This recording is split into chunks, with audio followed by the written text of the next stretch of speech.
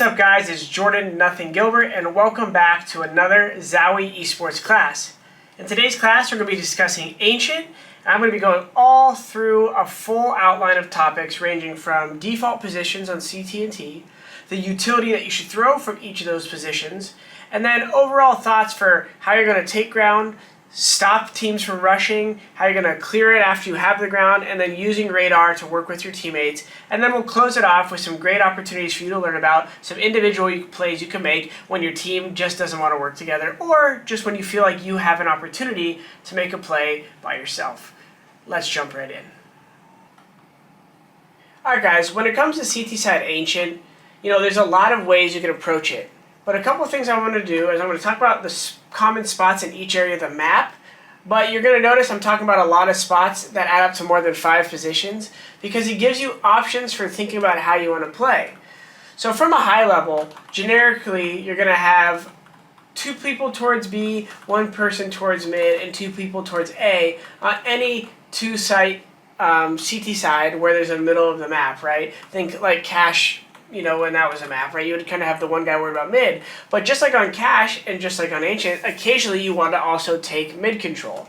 So first we'll start out with some good pre-Molotovs at B, because a lot of times, guys, utility isn't about the nades you throw just to stop the rush that round.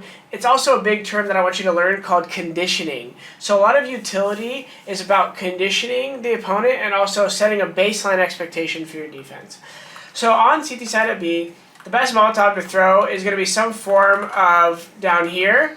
Now, when you throw it, you want to make sure you try to get it down the ramp, because if you throw the Molotov up here, when the T's come to smoke it, it creates this scenario where they can kind of pop through a smoke, and it's sometimes harder to defend.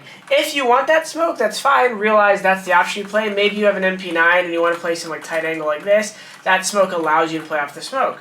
But when you throw the deeper molly, and you throw the smoke, it forces them to come through the smoke at the ingress, and it allows this guy to peek at the same angle as this guy, and you guys can fight as they come through. Which moves you on to the most common spots. Now, B is a bomb site that I believe you could play passive on. What does this mean? That means you could retake it. It means you can give it up. It doesn't mean you just don't play B, but you could easily play positions where you have, maybe one guy spotting cave from here, and one guy spotting long from here, right? And then when the T starts smoking things out, or if they just run in, you still have your gun out to get those kills, but then when they smoke you out, you simply Molotov plant spot. A good way to do it behind a smoke is you can kind of just aim at that wall off the right side of that tree, right? Kind of over here, and you'll just be able to bank a Molotov that'll spread and stop a default plant.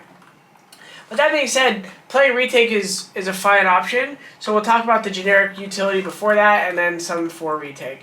So the molly over here, like I said, you can throw on the ramp a couple different ways. You want to make sure it lands more in the middle. So there's an instant way you can throw it that I sometimes miss where you go like this. You have to practice it. You can't just do it first try.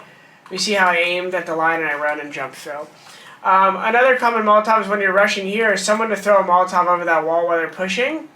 And what it does is it makes it, depending on how it lands, you have to practice the throw. There's a couple different ways to throw it. Or you kind of softly throw it while running. It'll land towards the middle, and this makes it so it'll tick them when they run up the edge. Obviously, it's not ticking me. When you're the first spawn, you want to be using that to take cave if you're going to play aggressive. So the best spawn towards B is going to try to push up here. Depending on the level you're playing at, the terrorist can throw a Molotov that comes through here and lands here. And if that happens, it does make it hard for you to tick.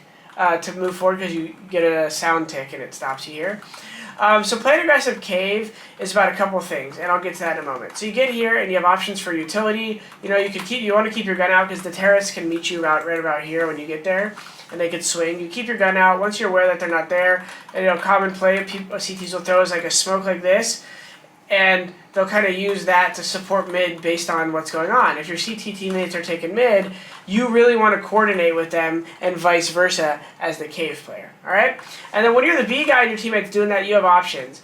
If you're the second guy at B, rather, is what I mean, you don't need to push cave with your teammate. You can kind of play a position like this and let them kind of have the site in a pseudo way, right? You're not passive and giving it up completely. You're stopping the long push, but you're kind of playing a passive angle. Maybe if they smoke you off, you could spam the bomb planner, right? You can see the wall, so it's easy to line up the spam using the wall. When you're playing a position like this, It's good to just know that you can bank a basic Molotov like that and it'll Molotov the bomb. It's good to know that you can spam that. It's good to know that you can spam this cubby right here. And it's also good to have your communication check mark. So anytime you're playing a spot, there's 3 things you need to be worried about. What you're doing to stop the rush, and then what's the next phase after that.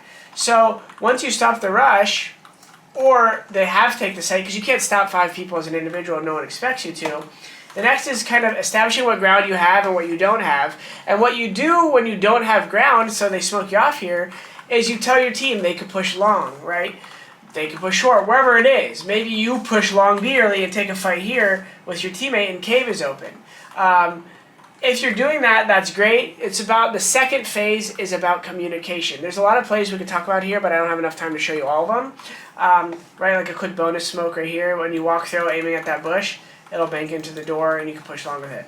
There's an infinite amount of grenades, but what I'm here to talk about today is the 3 phases, just to recap.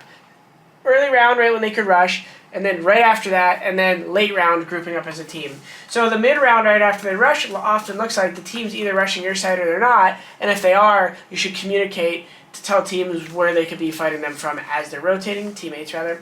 And if they haven't rushed your site, you want to now this is the time to look at radar.